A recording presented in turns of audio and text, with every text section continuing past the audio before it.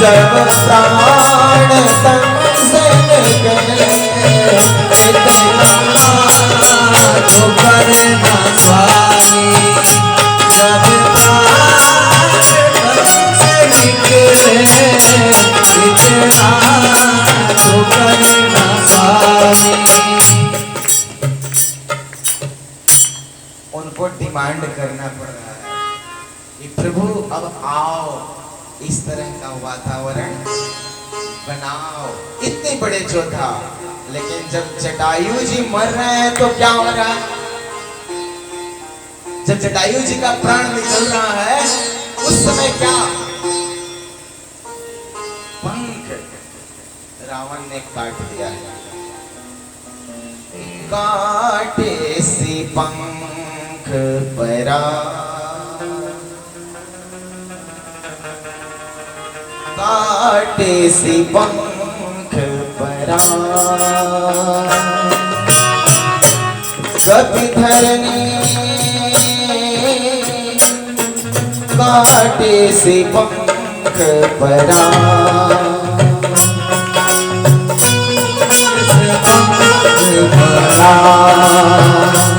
काटे से पंख परा, काटे से पंख परा, काटे से पंख परा। धरनी पर गिरकर छटपटा रहे हैं जटायु जी, और काल आ गया है लेने के लिए। जटायु जी अब चलिए, समय हो गया।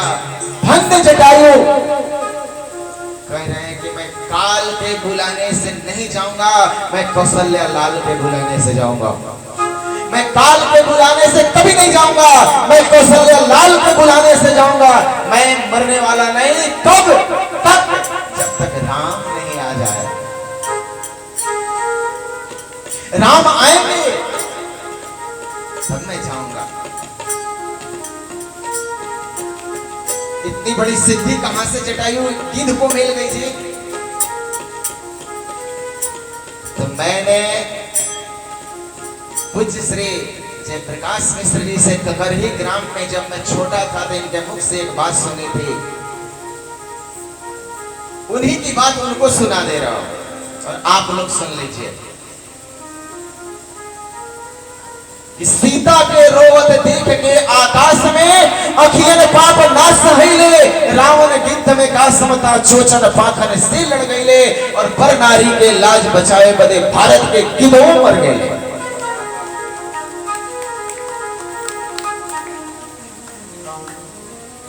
अपने घर में अपनी बेटी सुरक्षित नहीं है। आज अपनी बेटी अपने घर में सुरक्षित नहीं है। इस बात को मानते हैं कि नहीं मानते? नहीं है सुरक्षित। मैं कह रहा हूं नहीं सुरक्षित है। पिता, चाचा, फूफा, मामा, मौसा एक पिता तुल्य हैं। इन सबके सामने बेटियां सुरक्षित आज नहीं है।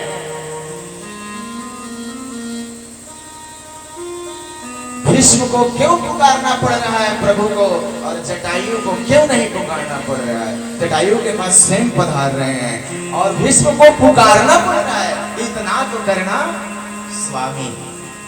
क्यों? क्योंकि अपने पुत्र बधू द्रौपदी का चिरहरण उन आंखों से देखा था ना। एक स्त्री का अपमान इन आंखों से देखा था भीष्म ने, और पुकार रही थी जैसे कसाई के हाथ में फंसी हुई गाय पुकारे, उस तरह से वो पुकार रही थी। लेकिन भीष्म ने कुछ नहीं किया था।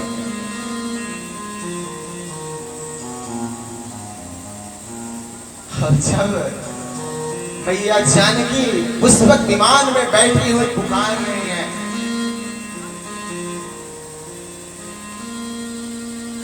और मां को कुछ दिख नहीं रहा है, मेरी मां पुकार रही है, और मां नहीं पुकार रही है, भारतीय सभ्यता पुकार रही थी उस समय। और द्रौपदी के समय भी भारतीय सभ्यता का चीरहरण हो रहा था। भीष्म ने सभ्यता का चीरहरण देखा, पर जटायु ने नहीं देखा।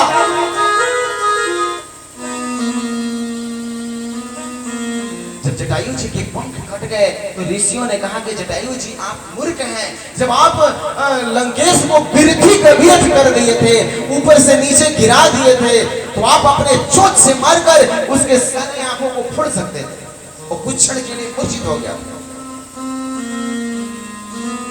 जटायु जी ने कहा ना कि मैं भारत का गिद्ध हूं, मैं लंका का रावण नहीं हूं, मैं लंका का सिद्ध नहीं, मैं भारत का गिद्ध हूं। और भारत में लड़ने की भी एक विधि होती है, लड़ने का भी एक नियम है, मैं नियम भंग नहीं कर सकता। हम भारतीय गिद्ध हैं और हम सभी भी आज भारतीय हैं। इस समाज की दुर्दशा देखो। अरे खैनी खाने वाला चार को खैनी खिलाना सिखा देता है, शराब पीने वाला चार को शराब पिलाना सिखा देता है। हम कैसे सनातनी हैं कि एक व्यक्ति चार कथा सुनने वाले को पकड़ कर कल से नहीं लाएंगे? वो धिक्कार है।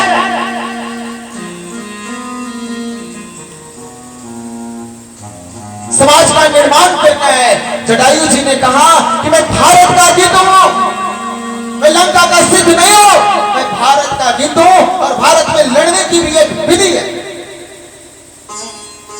भारत के लोग सिर्फ सिनेमा देखने पत्नी के साथ नहीं जाते, भगवान की कथा में भी सुनाते हैं। और भारत के पति पत्नी जब एक होते हैं तो कहां इतिहास पुराना, भारत के पति पत्नी जब प्रथम रात्रि मिलते हैं तो उपासना की बात होती है।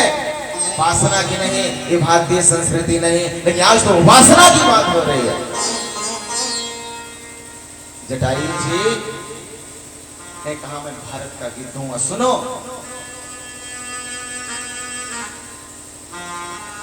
तो ऋषियों ने कहा जटायु जी जब आप स्वस्थ थे तो उड़ कर जाते थे और श्री राम का पंचवटी में दर्शन करके आंखों को तृप्त करते थे, आनंद लेते थे। अब कैसे जाओगे? अब तो बिना पंख के हो गए हो। तो जटायु जी ने बड़ी सुंदर शब्द में कहा कि पहले मेरी जिम्मेवारी थी ना, मैं जाऊंगा, पर पंख कट चुके हैं, अब राम की जिम्मेवारी है। वो मेरे पास चलकर आए दर्शन देने के, अब वो मेरे पास आए। जो भक्त नहीं पहुंच पाते राम तक ना, राम स्वयं उस तक चल पाते हैं। लेकिन हमने अपनी बागडोर उनको दिया है नहीं, समर्पण किया है नहीं। सीता के रोवत देख के आकाश में अखियन पाप ना सहेले, रावण गिद्ध में का समता चोचन पाखन से लड़ गईले। पर नारी के लाज बचावे बदे भारत के गिद्ध मर गईले। भारत का एक गिद्ध था जटायु, जो पर नारी के लाज बचाने के लिए प्राण त्याग दिया। और भीष्म अपने पुत्र वधू का चीरहरण देखते रह गए। और वहां भीष्म के पास श्री कृष्ण पहुंचे हैं और खड़े हैं चरणों के तरफ, सिर के तरफ खड़े हैं। लेकिन प्यारे जटायु के पास श्री राम आते हैं और उठाकर गोद में ले लिया। कर सरोज प्रभु पर सेऊ, कृपा सिंधु रघुवीर। गोद में लेकर सिर पर हाथ घुमा रहे हैं जटायु के। महाराज और देखिए वाल्मीकि जी लिखते हैं कि जटायु का प्राण श्री राम के जटा में है, इसलिए जट जोड़ आयु जटायु है ना। रामस्य जटायाम प्राण यस्य, रामस्य जटायाम प्राण यस्य सह जटायु। रामस्य जटायाम प्राण यस्य सम जटायु, राम के जटाओं में जिसके प्राण बसते हैं ना, वह जटायु है। राम ने जटा खोला और झाड़ दिया और राम राम बोल करके प्राण त्याग दिया जटायु। जटा खोलते ही प्राण निकल गए।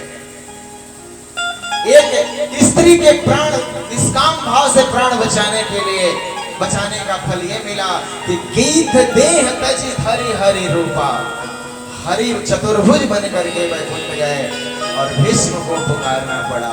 इसलिए कर्मण्यवाधिकारस्ते मां फलेषु कदाचन, मां कर्म फल हेतुर्भूमाते संगो अस्तु कर्मणि, कर्मणो हापि बोधव्यम, बोधव्यम च विकर्मणा, अकर्मणश्च बोधव्यम, कहना कर्मणो गति। कर्म को बढ़िया से जानना चाहिए, अकर्म को बढ़िया से जानना चाहिए, विकर्म को बढ़िया से जानना चाहिए और कर्म को भी बढ़िया से जानना चाहिए। गुरु शरण में बैठकर जानना चाहिए, क्योंकि कर्म की गति बड़ी गहन है, बहुत गहन है कर्म की गति।